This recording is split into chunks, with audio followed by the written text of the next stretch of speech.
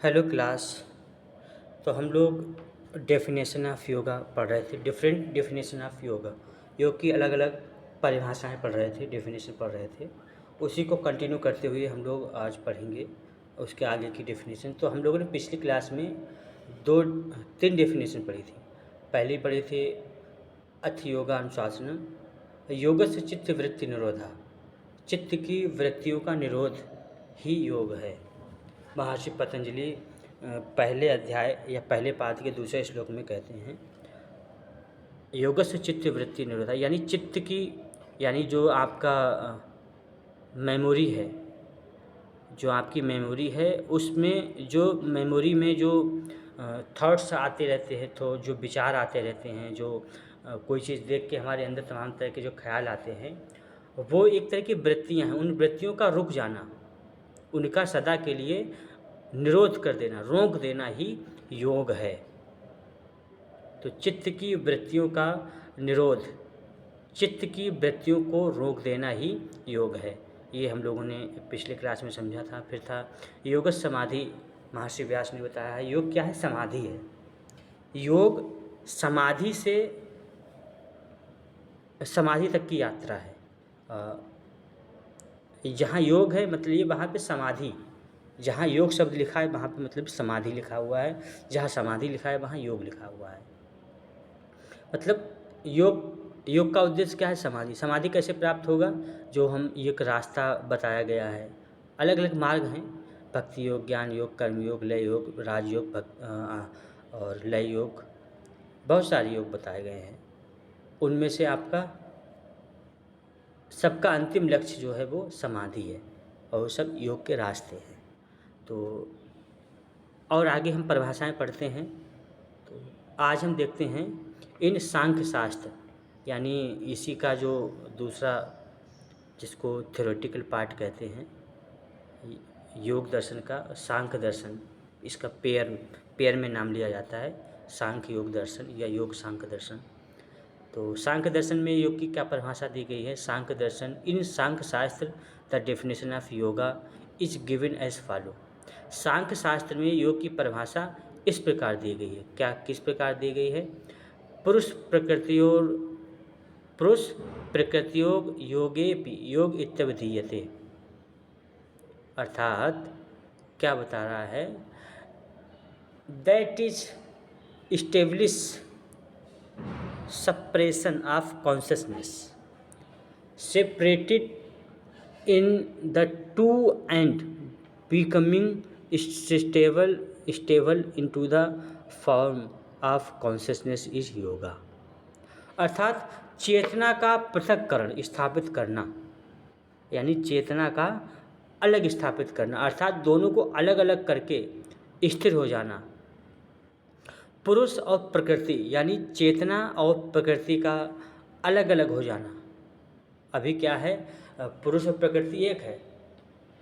पुरुष और प्रकृति आपस में बिधे हुए हैं, मिले हुए हैं, अंतर ही नहीं समझ पाते, प्रकृति क्या है, पुरुष क्या है, हमको पता ही नहीं है। जब प्रकृति और पुरुष, प्रकृति यानी ये दृश्य है, और पुरुष क्या है, दृष्टा।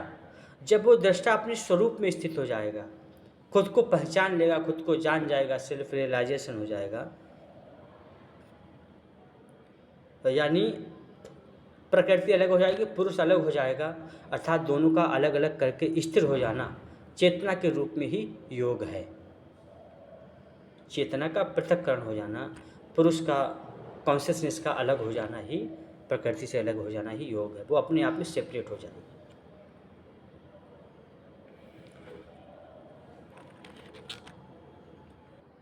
तो सांख्य दर्शन में क्या बताया गया है, सांख्य दर्शन में 25 तत्व, 24 तत्व बताए गए हैं।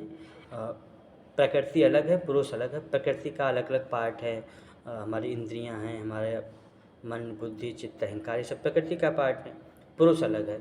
अभी क्या है, हम दोनों को एक समझते हैं, प्रकृति और पुरुष दोनों में अंतर नहीं पता है हमको। लेकिन जब योग के रास्ते पर चलेंगे, अपनी इंद्रियों को बस में करेंगे, मन को एकाग्र करेंगे, ऐसे आगे बढ़ते बढ़ते जब एक समय आएगा कि हम दोनों में अंतर समझ जाएंगे, पुरुष और प्रकृति क्या है, तो पुरुष अपने स्वरूप में स्थित हो जाएगा, यानी चेतना अपने स्वरूप में स्थित हो जाएगी, वही योग हो जाएगा अकॉर्डिंग टू सांख्य दर्शन। अकॉर्डिंग टू कैवल्य उपनिषद श्रद्धा भक्ति योगावदेही। कठोपनिषद में कैवल्य उपनिषद में क्या बताया गया है? श्रद्धा भक्ति योगावदेही, अर्थात that is knowing the soul through devotion faith and meditation is yoga. भक्ति विश्वास और ध्यान के माध्यम से आत्मा को जानना ही योग है। यानी यदि देखा जाए तो ये भक्ति योग की भी बात कर रहे हैं। भक्ति यानी अपने से जो सुप्रीम पावर है, सुप्रीम कॉन्शियसनेस है, उसके प्रति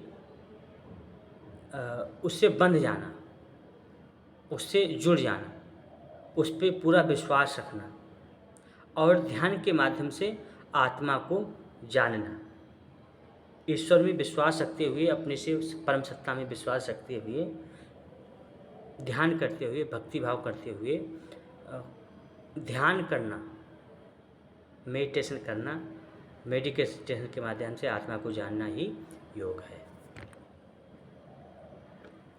अकॉर्डिंग टू याज्ञवल्क्य स्मृति, याज्ञवल्क्य स्मृति क्या कहती है? संयोगो योग इत्युक्तो जीवात्मा परमात्मनो, Garuda Purana. That is the union of the soul and the supreme soul is called yoga. अर्थात आत्मा और परमात्मा के मिलन को ही योग कहते हैं। The union of the soul and the supreme soul, supreme soul और सोल का यूनियन, आत्मा और परमात्मा का मिलन ही क्या बताया है? योग। दैट इज कॉल्ड योग, इसको ही योग कहते हैं। Due to ignorance the soul remains trapped in the cycle of the world. अज्ञानता के कारण आत्मा संसार चक्र में फंसी हुई है। हम अविद्या के कारण पंच क्लेश हैं, अविद्या अस्मिता राग द्वेष अभिनिवेश, तो उसमें सबसे पहले अविद्या यानी अज्ञान, अज्ञान के कारण हम संसार में भटक रहे हैं, इस संसार चक्र में फंसे हुए हैं। When knowledge dawns it unites with the supreme soul. जब ज्ञान का उदय होता है तब वह परमात्मा से जुड़ जाता है। यानी जो हमारी आत्मा है, अज्ञान जब नष्ट होगा, ज्ञान का उदय होगा, तो वह किससे जुड़ जाएगी? परमात्मा से जुड़ जाएगी। As a result all its sorrow end, फलस्वरूप उसके सभी दुख समाप्त हो जाएंगे। जब आत्मा का परमात्मा से मिलन हो जाएगा, अज्ञान दूर हो जाएगा, अज्ञान के कारण दूर हो जाएंगे, संसार चक्र में से हम हट जाएंगे और जन्म मरण के चक्कर से हट जाएंगे, तब हमको सारे दुख जो है वो समाप्त हो जाएंगे और परम आनंद की प्राप्ति होगी। Thus the state of union of the soul and the supreme soul is yoga. इसीलिए इस आत्मा और परमात्मा के मिलन को योग कहा गया है, मिलन की स्थिति को योग कहा गया है। क्योंकि आत्मा क्या है? अभी संसार चक्र में फंसी हुई है, दुखी है, परेशान है, दूसरे को देख के सुखी होती है, परेशान होती है, उलझी रहती है, तमाम तरह की चिंताएं रहती हैं। तो ये लक्षण मुक्ति प्राप्त करने के नहीं हैं। मुक्ति प्राप्त कब होगी? जब ये हमारी सोल सुप्रीम सोल से अटैच हो जाएगी, मिल जाएगी, उसका यूनियन हो जाएगा, तब आत्मा का परमात्मा से मिलन होगा, तब योग सिद्ध होगा।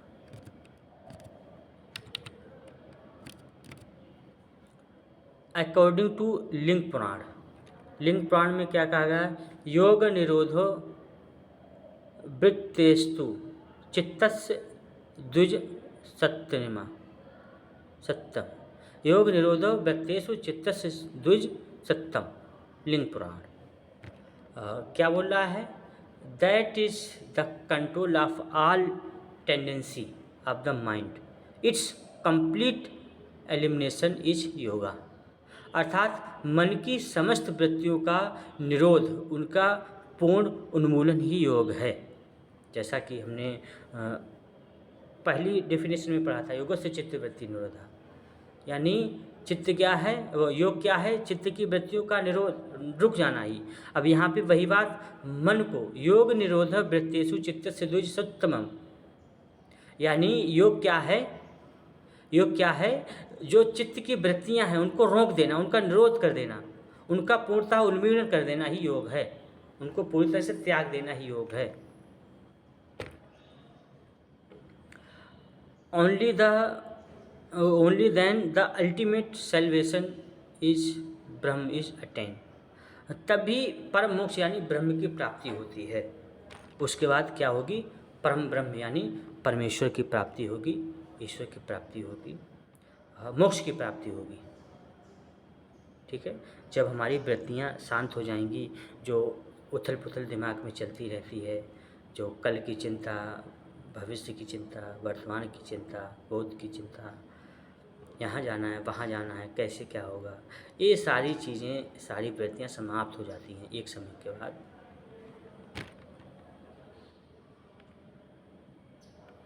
इन Vaisheshika Darshan yoga has been defined in this way is, Vaisheshika Darshan में योग को इस प्रकार परिभाषित किया गया है, तदारंभ आत्मस्य मनसी शरीरस्य दुख भावा संयोगा,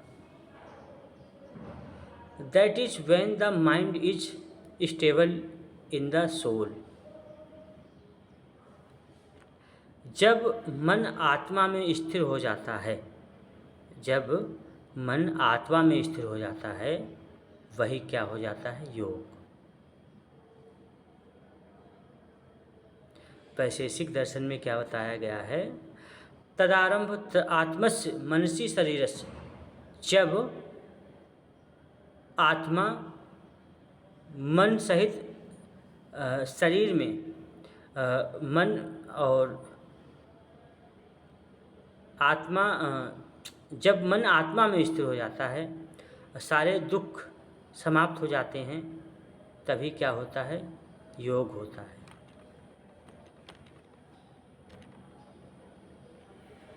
अकॉर्डिंग टू श्रीमद् भगवद गीता, योगस्थ कुरु कर्माणि संगम त्यक्त्वा धनंजय, सिद्ध सिद्धयो समभूत्वा समत्वम योग उच्यते, समत्वम योग उच्यते। तो भगवान श्री कृष्ण क्या कहते हैं गीता में, कहते हैं योगस्थ कुरु कर्माणि संगम त्यक्त्वा धनंजय, सिद्ध सिद्धय समः भूत्वा समत्वम योग उच्यते। कहते हैं, हे धनंजय, तू आसक्ति को त्याग कर,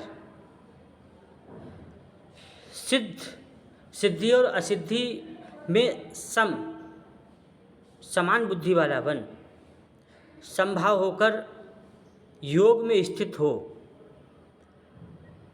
कर्तव्य कर्म को कर, मतलब सिद्धि असिद्धि, सिद्ध सिद्धयो समभूत्वा, लाभ हानि सुख दुख जय पराजय सिद्धि असिद्धि, इन सब में ऊपर उठ जा, समभाव में आ जा, समत्वम योग उच्यते।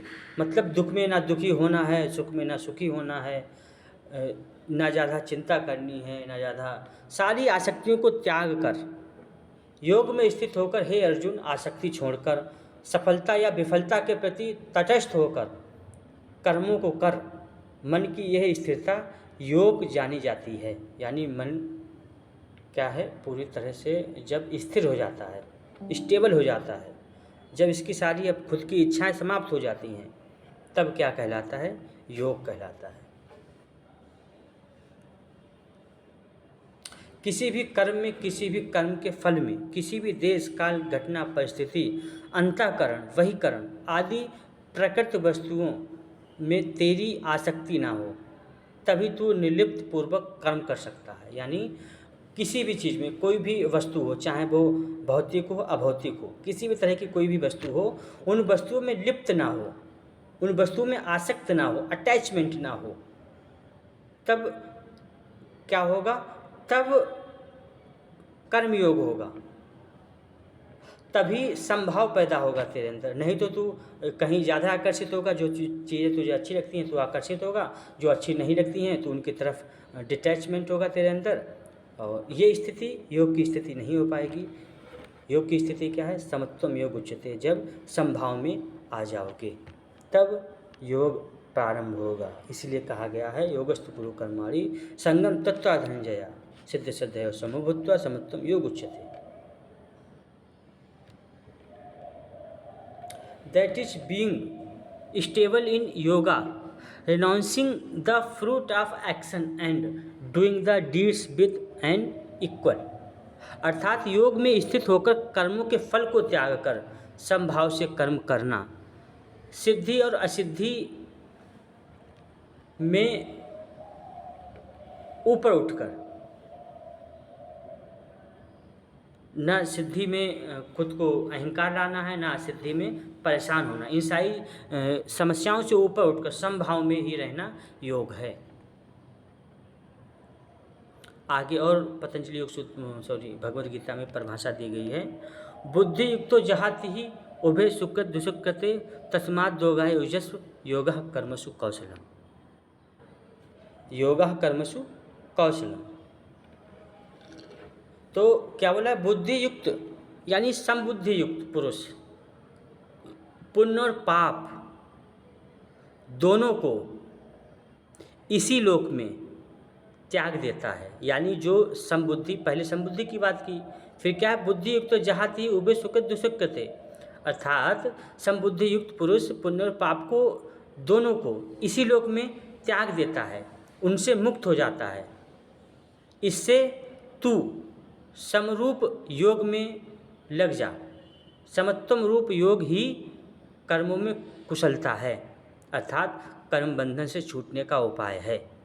कर्म को इतनी कुशलता से किया जाए कि कर्म आपको बांधे ना, यही कर्म योग है।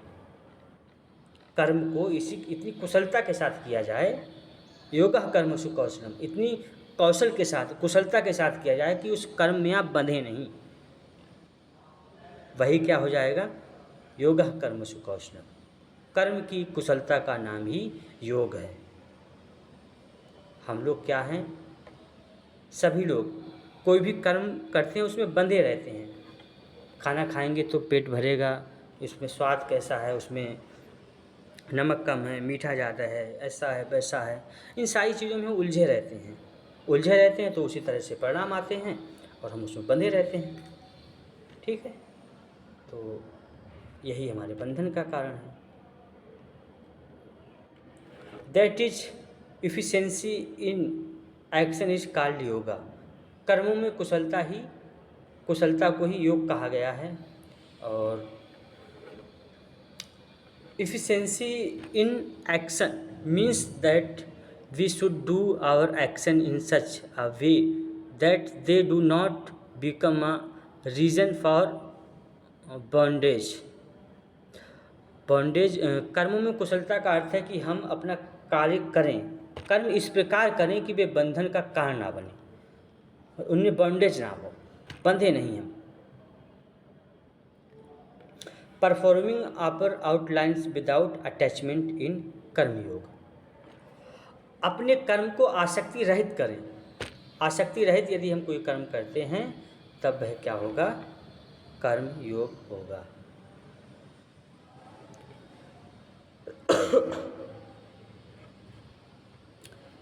नेक्स्ट है तम विद्या दुख संयोग वियोग योग संगीतम। That is that yoga should be done with enthusiasm, faith, patience and determination with a concentrated mind। उस योग को उत्साहपूर्वक, विश्वास, धैर्य और दृढ़ संकल्प के साथ करना चाहिए।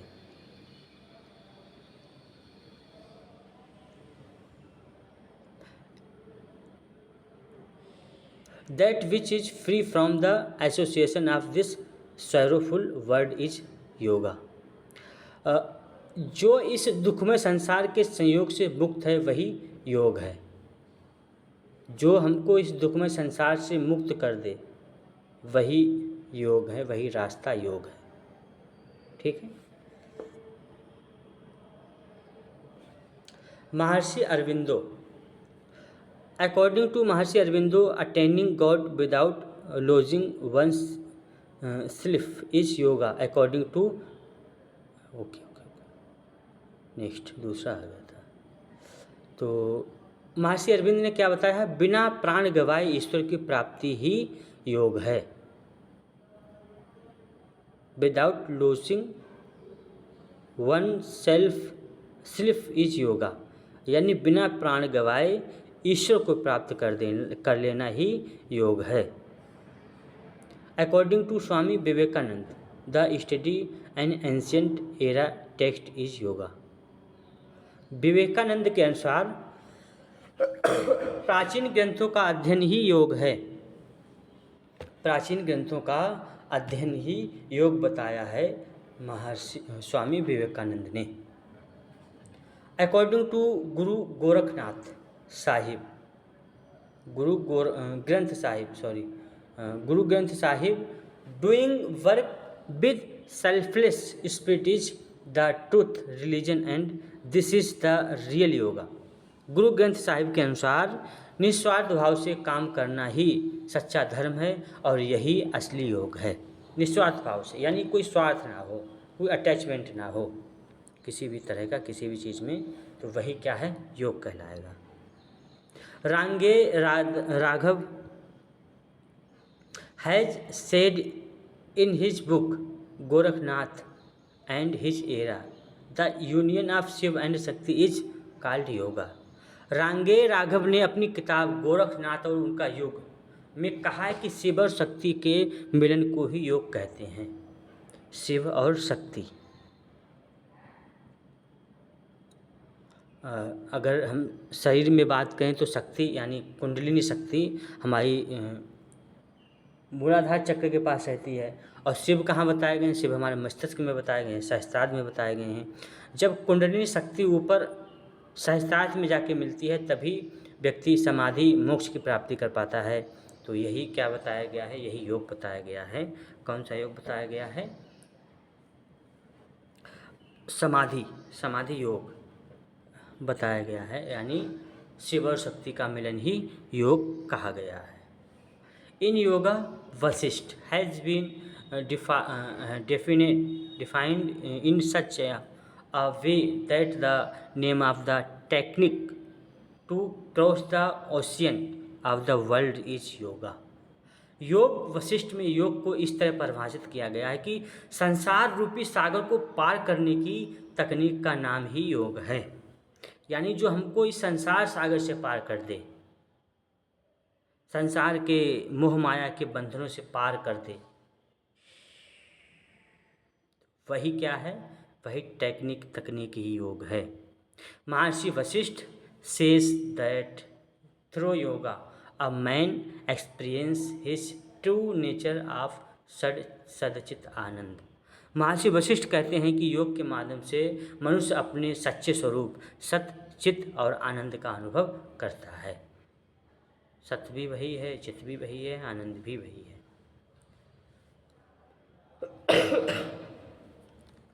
तो सच्चित आनंद।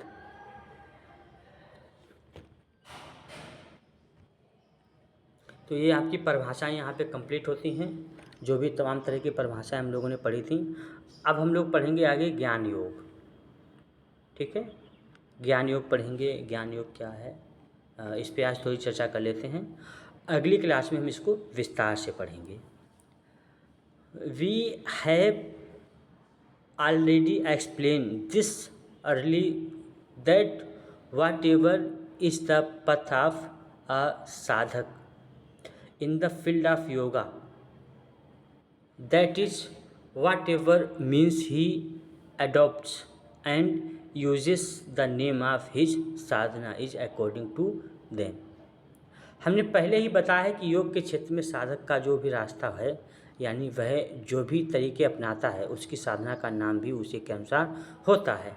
यानी जैसा आप रास्ता अपनाएंगे, आप ज्ञान का रास्ता अपनाएंगे, ज्ञान हो जाएगा। आप कर्म का रास्ता अपनाएंगे, कर्म योग हो जाएगा। आप भक्ति का रास्ता अपनाएंगे, भक्ति योग हो जाएगा। यानी ईश्वर की प्राप्ति के लिए आप जो भी रास्ता अपनाएंगे वही रास्ता योग कहलाएगा। उसका नाम उसी तरह से हो जाएगा। भक्ति, ज्ञान, लय, मंत्र, जप, त्याग, तपस्या, सब अलग अलग योग हो जाएंगे। So dear readers, if the means of gyan sadhana are use, then that path will be called Gyan Yoga. तो प्यारे पाठकों, जब हम अगर ज्ञान साधना के तरीके का इस्तेमाल किया जाता है तो उस रास्ते को ज्ञान योग कहा जाता है। यानी ज्ञान के माध्यम से आपने समाधि, परमात्मा के दर्शन किए, आत्म साक्षात्कार किया, तो वह कौन सा योग कहलाएगा? ज्ञान योग कहलाएगा।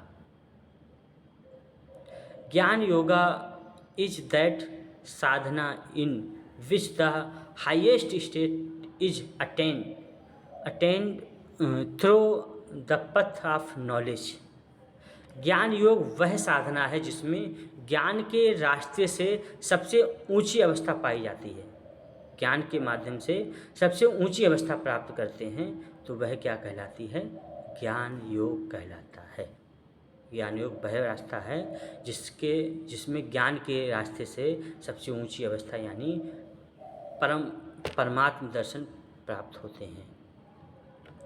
All those sadhanas in which the goal can be achieved by making knowledge the medium are called ज्ञान योग। वे सभी साधनाएं जिनमें ज्ञान को माध्यम बनाकर लक्ष्य प्राप्त किया जाता है या लक्ष्य को पाया जा सकता है, उसे ज्ञान योग कहते हैं।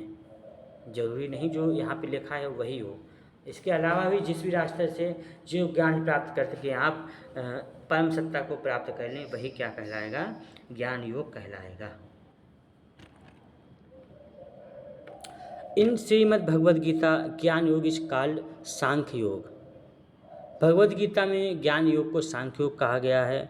The Gita importance of knowledge for attending salvation has been describe in the Gita. Gita में मोक्ष पाने के लिए ज्ञान के महत्व का वर्णन किया गया है। उसमें गीता में कहा भी गया है कि योगियों में ज्ञान योगी सबसे प्रिय है। थ्रू ज्ञान योगा वन